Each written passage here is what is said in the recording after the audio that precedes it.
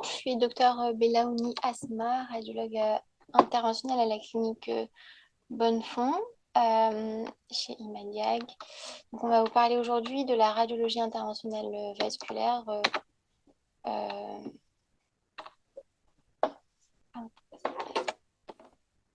la radiologie interventionnelle, c'est essentiellement des techniques mini-invasives. Donc, globalement, on fait des cicatrices de toute petite taille et rarement, ça sera des points de suture. Quel type d'intervention? Nous, on fait essentiellement des interventions percutanées de type osseuse, biopsie, drainage d'organes, néphrostomie, descente de Gigi, ponction et alcalisation de kystes, et des interventions vasculaires avec soit par abord artériel ou veineux. Donc, ça sera soit des embolisations des artères utérines pour les fibromes et l'adénomiose, des artères prostatiques pour l'hypertrophie bénigne de prostate et des artères rectales pour les hémorroïdes. Et concernant les abords veineux, ça concerne plutôt donc les varices pelviennes, varicocèles, PICC-Line. Donc aujourd'hui, on va vous parler plutôt des interventions de type vasculaire. Donc voilà un schéma qui montre les abords qu'on utilise au quotidien. Donc ça sera plutôt des abords fémoraux, que ce soit en veineux ou en artériel. Et on met des introducteurs en place qui permettent ensuite de cathétériser les vaisseaux à l'intérieur euh, du corps humain. Donc notre salle d'interventionnel se présente comme ceci, avec une, un grand écran sur lequel on peut voir nos jolies images pendant le bloc opératoire. Donc on va commencer par les saignements d'origine utérine. Deux grandes familles de pathologies sont concernées pour notre part, ça va être les fibromes utérins et l'adénomiose. Euh, alors, pour les interventions par abord artériel, les patients doivent rester en décubitus dorsal strict pendant 6 heures au moins après l'intervention et un repos minimum de 48 à 72 heures puisque on aimerait éviter les principaux risques qui sont les saignements au point de fonction et le faux anévrisme. C'est rare, mais ça peut arriver. Alors, pour les fibromes utérins, donc c'est des tumeurs bénignes, tout le monde connaît. Nous, on les classifie avec la classification de FIGO, à savoir qu'ils sont responsables de symptômes dans 20 à 50% des cas, essentiellement des métrorragies, sinon des douleurs pelviennes et autres symptômes compressifs. En imagerie, donc on commence souvent par l'échographie pour le dépistage et la cartographie.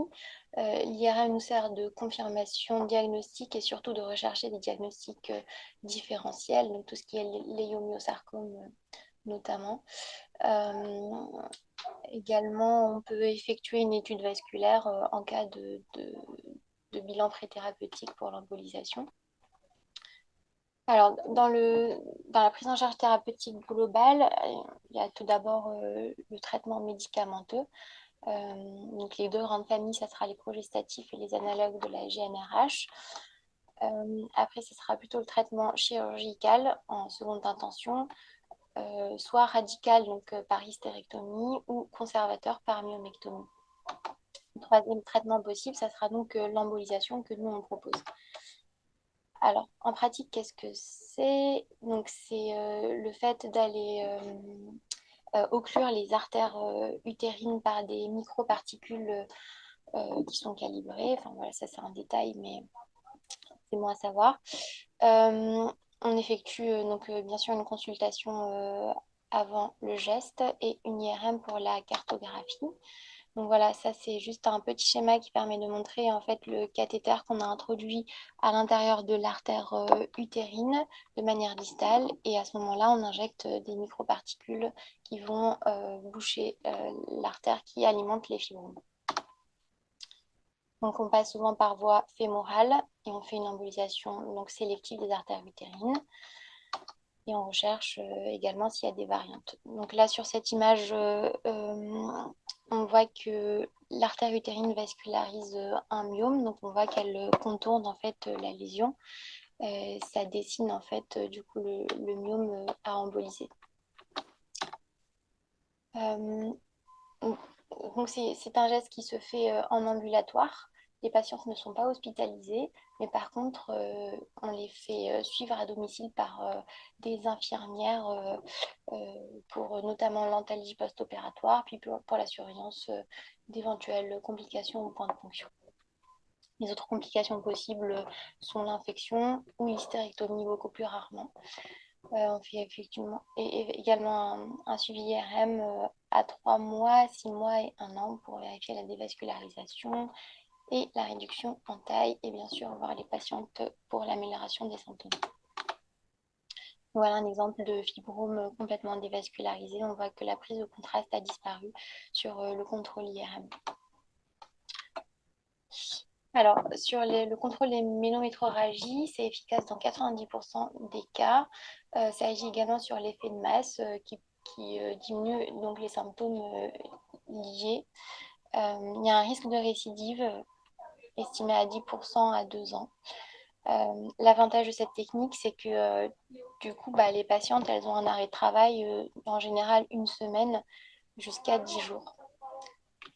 Donc, ce qui permet une convalescence assez rapide.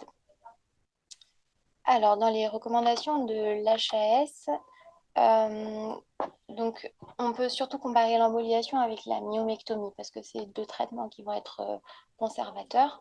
Euh, donc, pour les deux, on va avoir une augmentation des complications obstétricales à type de fausse couche. Et donc, c'est conseillé de décaler d'éventuels projets de grossesse à au moins 6 mois. Alors, pour l'embolisation, il n'y a pas de risque cicatriciel, contrairement à la myomectomie. Euh, et donc, concernant l'amélioration des symptômes, il n'y a pas vraiment de différence entre les deux techniques. Euh, Sauf que le risque de récidive est plus important pour l'embolisation. Euh, Ensuite, donc, le risque de complications majeures est très faible pour l'embolisation, contrairement aux techniques chirurgicales. Euh, et en termes d'arrêt de travail, il suffit d'1 semaine, contrairement à la chirurgie où il faut quand même quelques semaines. Alors, les recommandations du Collège national des gynécologues et obstétriciens français euh, euh, stipulent qu'en fait, il faudrait surtout prendre en considération le souhait de conserver l'utérus ou non et d'avoir un désir de procréation par la suite. Donc l'embolisation, on peut la, la, la proposer en fait dans les différentes cases, notamment dans le cas de désir de conservation, de possibilité de procréation. Euh, alors, donc, il est recommandé en fait de proposer aux patientes qui souhaitent euh, une hystérectomie, tout de même une embolisation, et de les informer de la meilleure tolérance post-opératoire et aussi du risque de récidive. Et pour les patientes qui souhaitent conserver leur utérus ou les possibilités de procréation, donc il est recommandé de leur proposer les deux techniques qui sont la myomectomie ou l'embolisation, tout en les prévenant bien sûr de la meilleure tolérance post-opératoire pour l'embolisation, mais aussi le risque de récidive. Euh, alors, du coup, ça c'était. Ouais, donc cette étude, c'était surtout pour montrer en fait qu'en termes de grossesse et fonction ovarienne, il n'y avait pas de différence significative entre l'embolisation utérine et la myomectomie. Concernant donc la prise en charge de l'adénomiose, on peut également proposer une embolisation des artères utérines exactement de la même manière. C'est efficace sur les symptômes. Ça permet aussi de diminuer le volume utérin. Euh, Cette étude a montré un meilleur résultat quand il s'agit d'une adénomiose interne associée à des myomes. Alors, sur la fertilité, il y a eu une étude en 2021 qui a montré en fait l'absence de supériorité sur la fertilité entre la myomectomie et l'embolisation. Donc, les grossesses sont possibles même après des embolisations. Il n'y a pas de différence significative entre la technique chirurgicale et la technique par voie interventionnelle.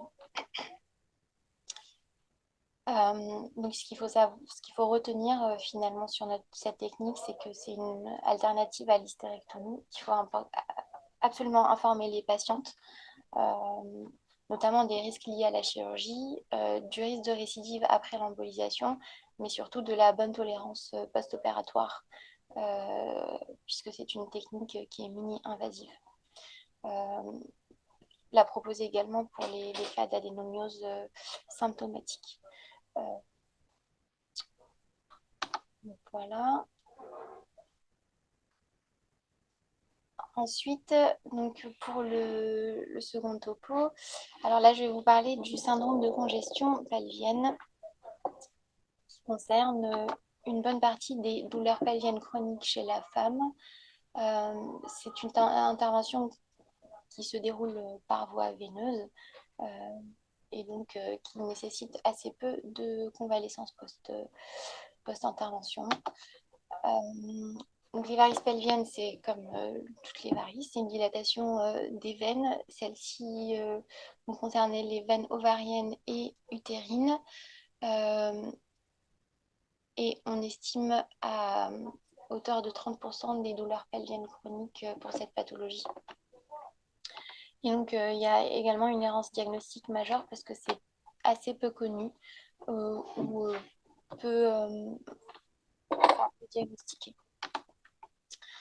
Donc il s'agit d'une incontinence valvulaire avec un reflux dans la veine ovarienne gauche qui engendre une dilatation des veines pelviennes et toute la symptomatologie autour, notamment les douleurs euh, qui se majorent en fin de journée avec un horaire veineux, euh, qui apparaissent aussi pendant et après les rapports sexuels et aussi en période de règles.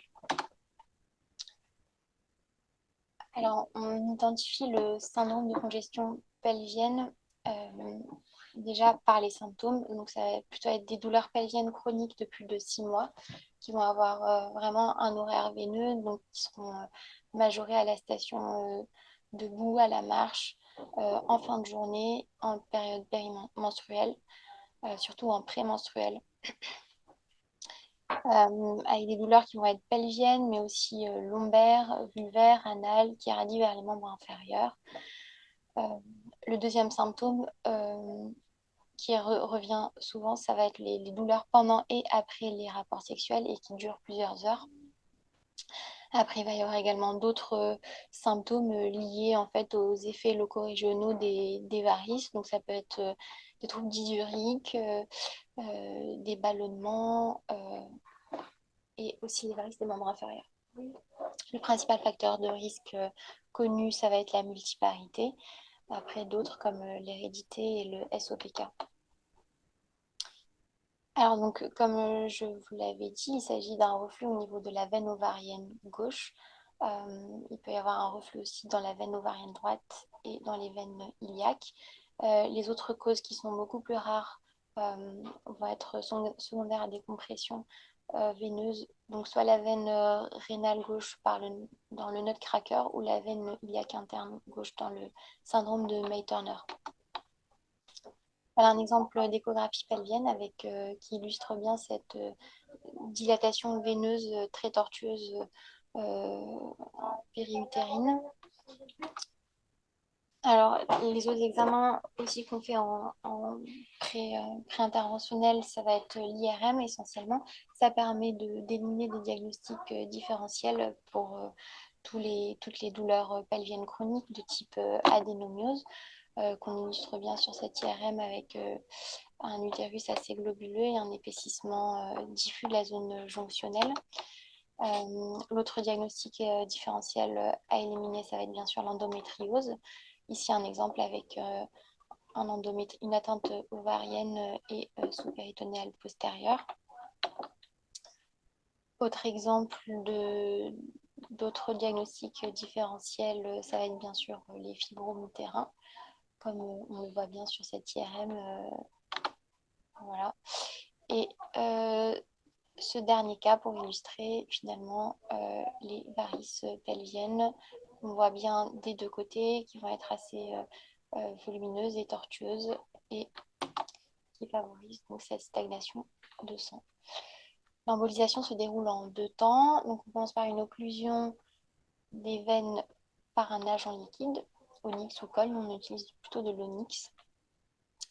Et on commence par le côté gauche et la seconde fois, donc on revient pour emboliser du côté droit si la première fois ça n'avait pas suffi. Et on effectue également un contrôle échographique à 3 mois avec une consultation de suivi.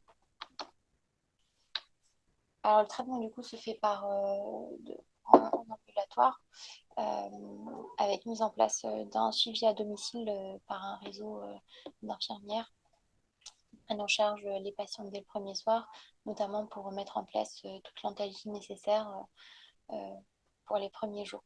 Donc ça nécessite en général un arrêt de travail d'une semaine, parfois un petit peu plus. L'efficacité complète ne peut être vraiment appréciée qu'au bout de quelques semaines jusqu'à 6 mois.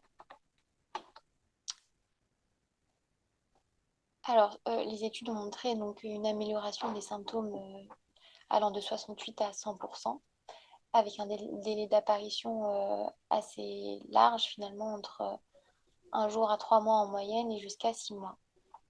Donc, il y a toujours un risque de récidive, puisque les veines peuvent se reformer. Les complications sont assez faibles et en général assez mineures. Donc, ça peut être l'hématome au point de ponction, qui finit par régresser assez simplement, ou la migration de matériel d'embolisation qui reste extrêmement rare. Alors, les autres solutions thérapeutiques peuvent être utilisées de manière conjointe à l'embolisation. Donc, il va y avoir les traitements vénotoniques qui sont assez peu efficaces. Après, sinon, on propose aussi les traitements des douleurs neuropathiques et bien sûr les règles diététiques comme pour tout type d'insuffisance veineuse.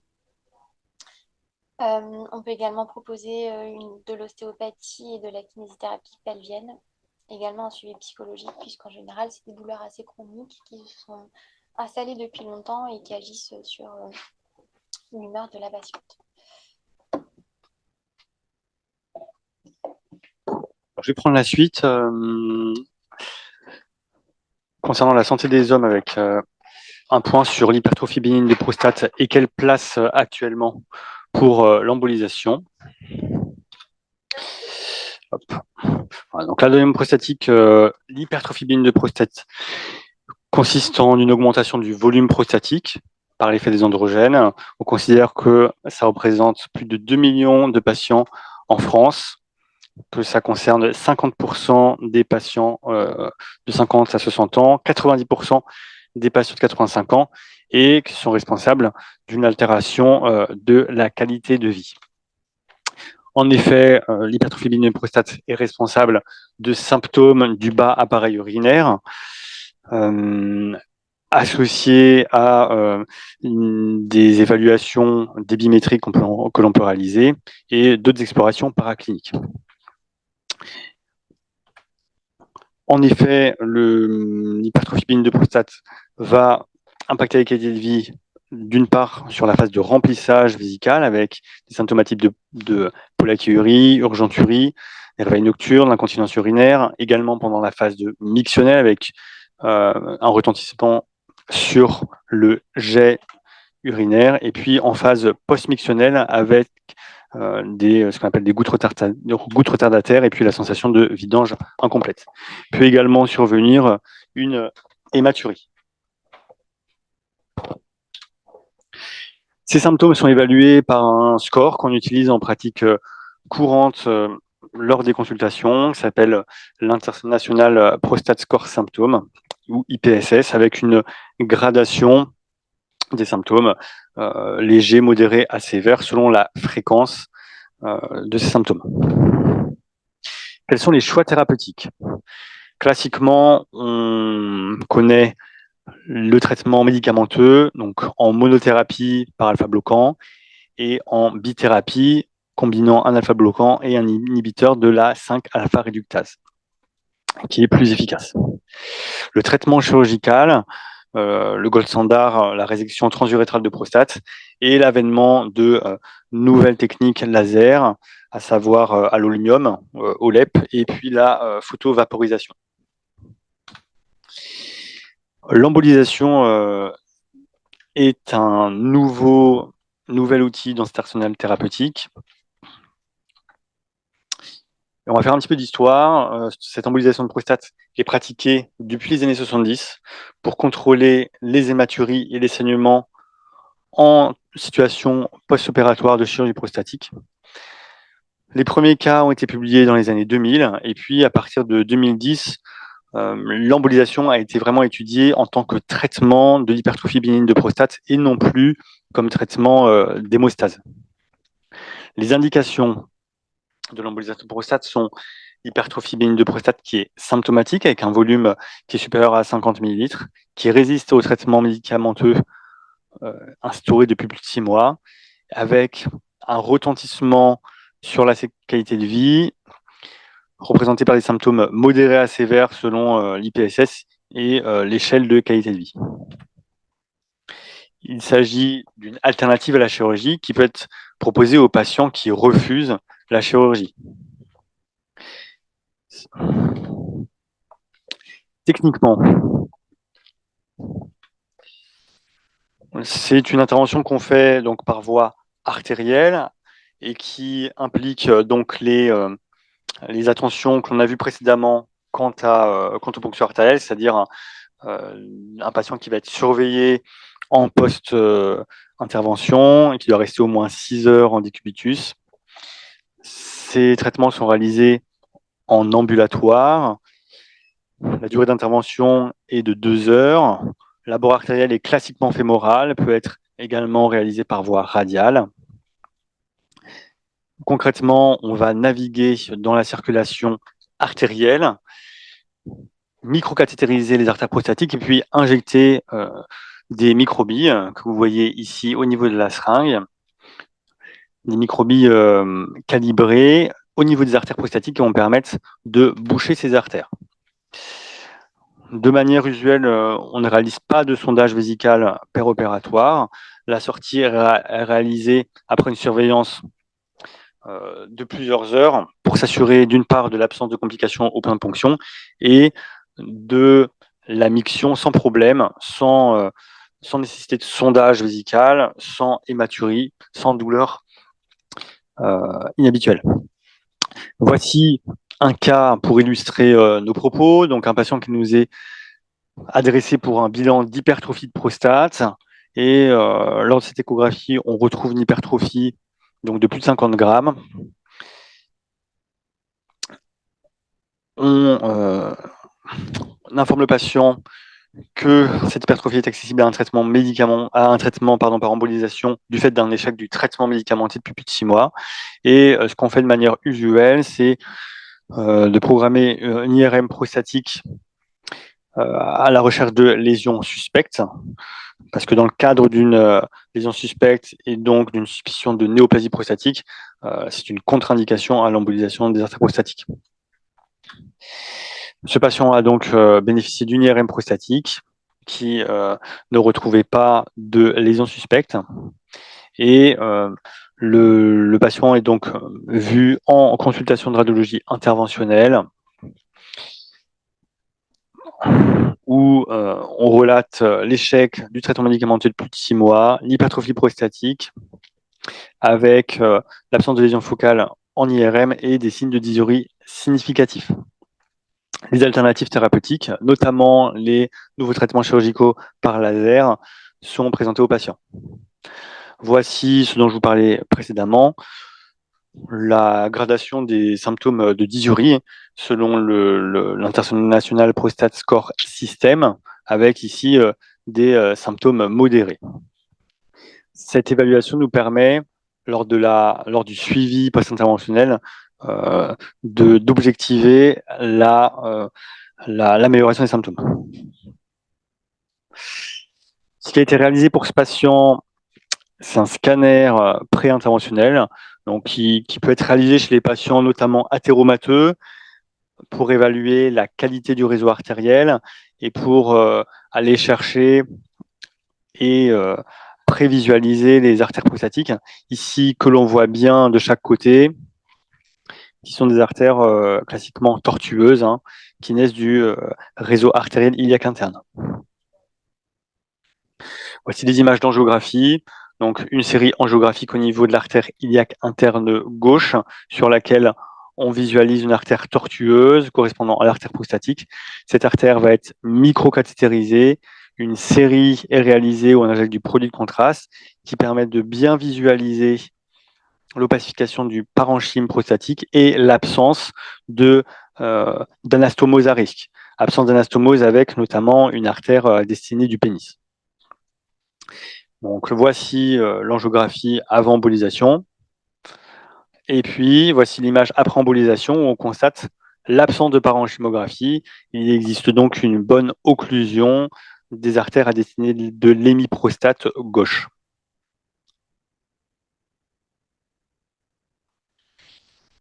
Suite du cas, cette fois-ci à droite, on fait la série angiographique au niveau du réseau artériel iliaque interne droit. On retrouve une artère prostatique à droite qui est tortueuse, qui est à nouveau microcathétérisée et lors de laquelle on réalise dans laquelle on réalise une opacification et qui va permettre de mettre en évidence le parenchyme prostatique à droite cette fois-ci.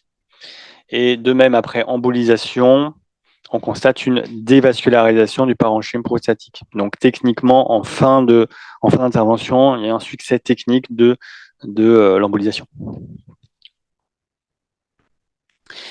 Suivi de ce patient à quelques mois, les symptômes sont passés de 11 en pré-interventionnel à 4, avec une qualité de vie qui est liée aux symptômes urinaires qui est évaluée sur une échelle de 0 à 6 à 1, un patient qui est satisfait.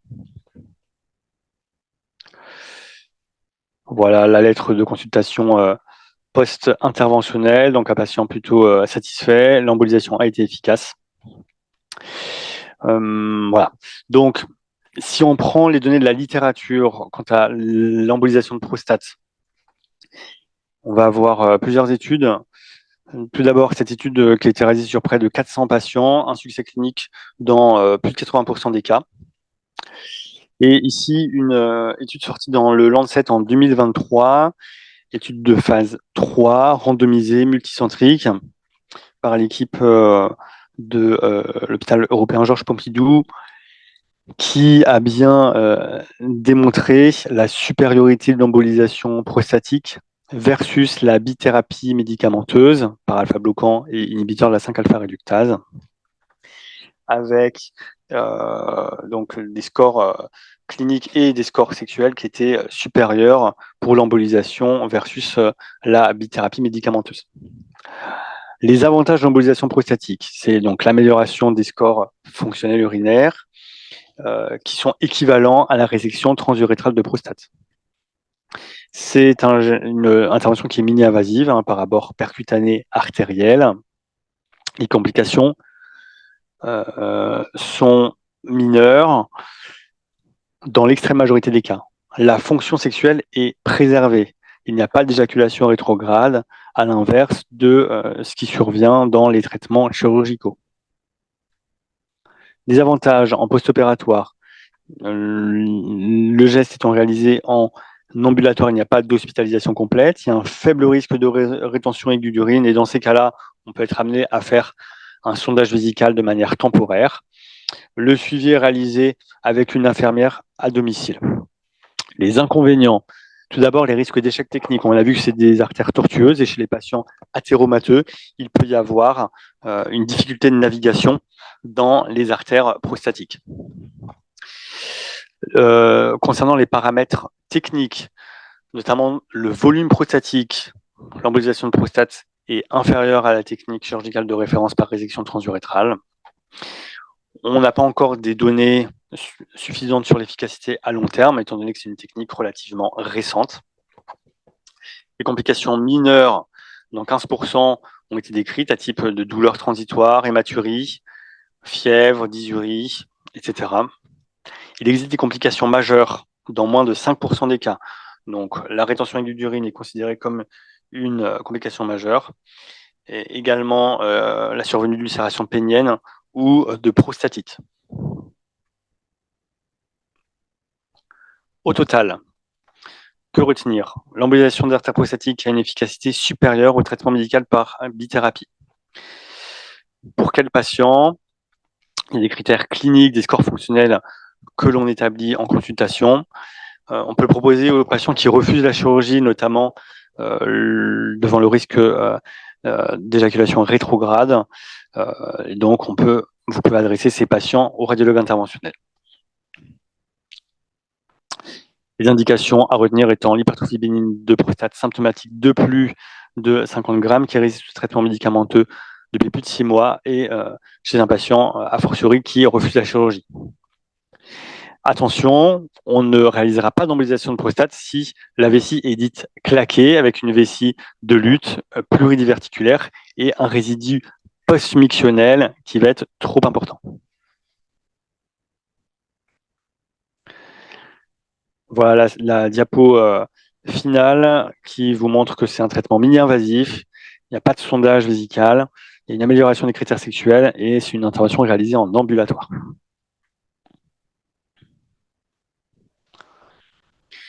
Passons à la dernière partie de notre topo concernant l'embolisation des hémorroïdes internes par une technique qui est nommée emboroïde.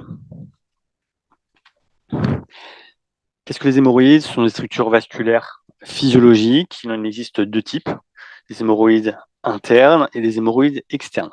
Les hémorroïdes internes participent à la continence anale fine du fait qu'elles provoquent une pression positive au niveau du canal anal.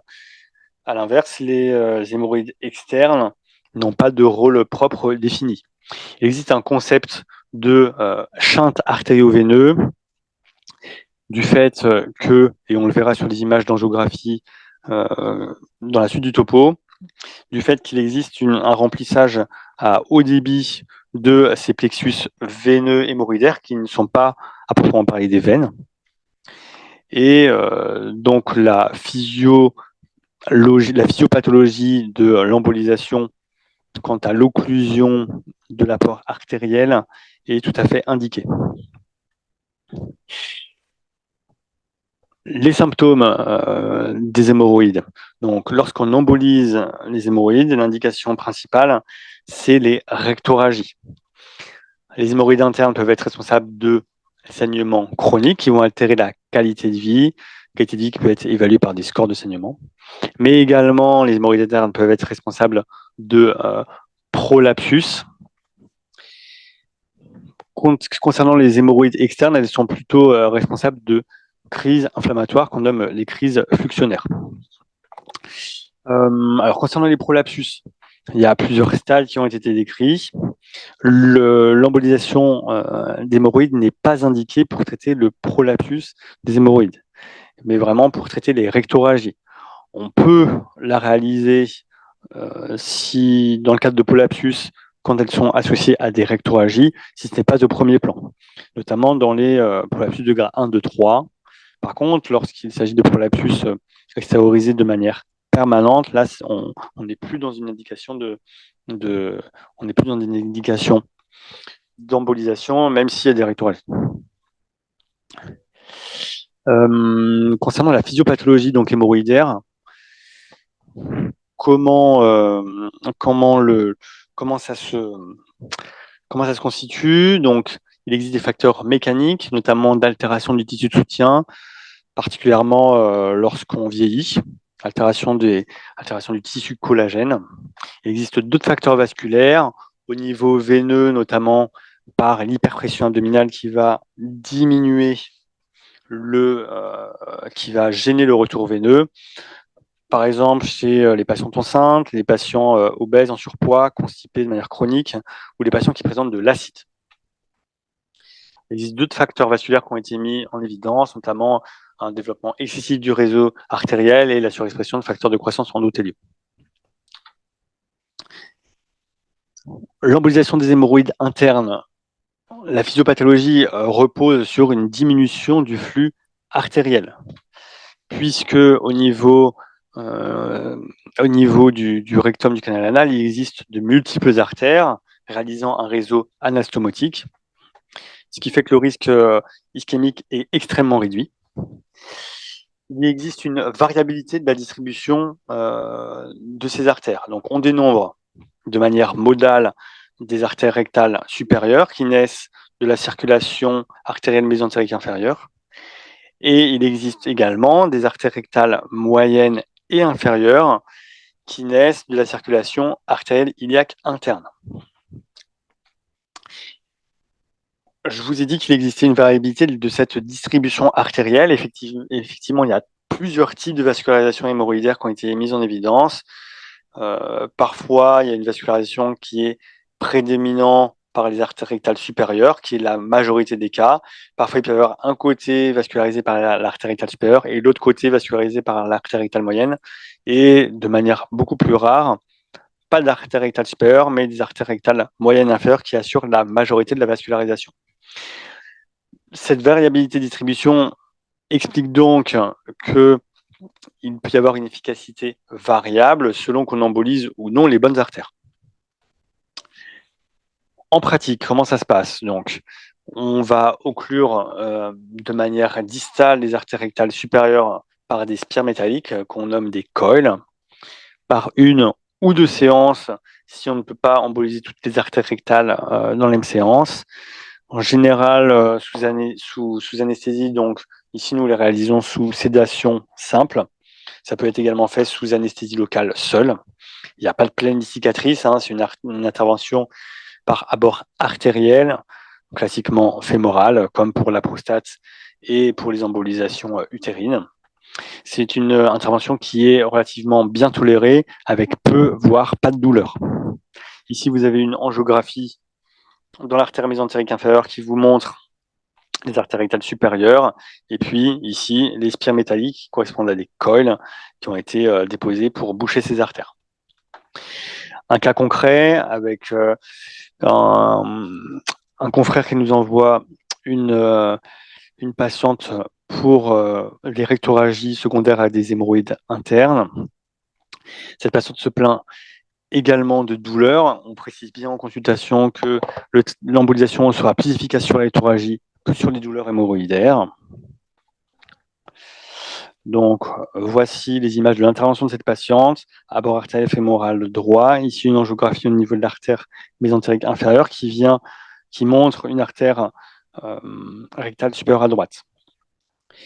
Et lorsqu'on catétérise cette artère, on va démasquer une artère rectale moyenne à gauche. Il y a donc une anatomie qui est un peu particulière avec une part de la vascularisation naissant d'une artère rectale supérieure et une part de la vascularisation naissant d'une artère rectale moyenne.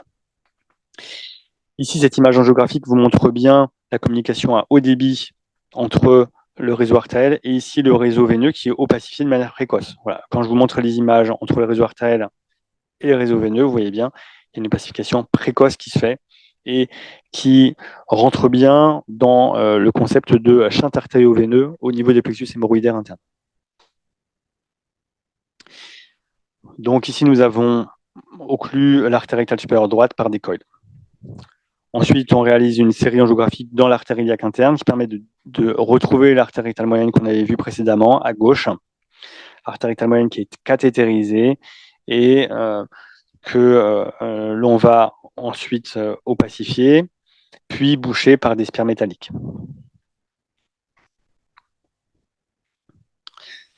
Voici le suivi de la patiente. Donc, on réalise de manière usuelle un suivi à 3 mois. Et lors du suivi, on constate que depuis l'intervention, la patiente est asymptomatique en faveur donc de l'efficacité de l'intervention. Il n'y a pas de suivi nécessaire à suivre. C'est un autre cas qu'on va passer pour le moment. Tac. Et on va aller tout de suite sur la sélection des patients. Donc, au final, pour qui l'embolisation des hémorroïdes internes est indiquée? Pour les patients qui présentent des hémorroïdes internes avec des rectorragies. L'embolisation est une alternative à la chirurgie. Et pourrait être proposé en cas de contre-indication à la chirurgie, notamment chez les patients qui ont des anticoagulations au long cours, chez les patients qui refusent la chirurgie, ou alors en complément de la chirurgie en cas de récidive. Ce n'est pas pertinent en cas de prolapsus de grade 4, comme je vous l'ai dit précédemment. Dans notre centre, nous réalisons par un médecin spécialiste gastro-entérologue une évaluation proctologique systématique à la recherche de diagnostics différentiels de rectorragie et, si besoin, une coloscopie est réalisée par ce spécialiste. Concernant les résultats, le succès clinique de l'embolisation à plus de 80%, la place entre les interventions chirurgicales moins invasives à type de ligature artérielle Doppler avec mucopexie ou hémorroïdopexie et les interventions à type de laser et radiofréquence. Il existe un taux de récidive qui est évalué à moins de 10% après embolisation. Sur plusieurs études, le succès clinique est évalué entre 70 et 90% des cas. En résumé, l'embolisation des hémorroïdes est un traitement qui mérite une large diffusion puisque c'est une intervention qui est mini-invasive plutôt que non-invasive et bien tolérée. Le risque ischémique n'a pas été démontré. Il y a une vascularisation artérielle importante avec un réseau anastomotique qui permet de ne pas avoir de risque d'ischémie à ce niveau. C'est indiqué pour les saignements, éventuellement associés à des prolapsus modérés, mais pas en cas de grade 4. Et il peut y avoir un effet sur les douleurs hémorroïdaires, mais ce n'est pas l'indication principale dans l'embolisation des hémorroïdes. Cette embolisation d'hémorroïdes peut être réalisée en alternative ou en complément de la chirurgie en cas de récidive. Je vous remercie de votre attention. Voici quelques liens utiles. Donc, le site internet et puis des associations de patientes, notamment sur l'association de patientes du syndrome de congestion pelvienne, l'association de patientes qui présentent des fibromes utérins. Et voici notre prestataire à domicile qui est MidiPerf, qui est un réseau d'infirmières à domicile qui permettent de nous tenir informés de l'évolution des patientes en post-intervention lorsqu'elles sont retournées à domicile.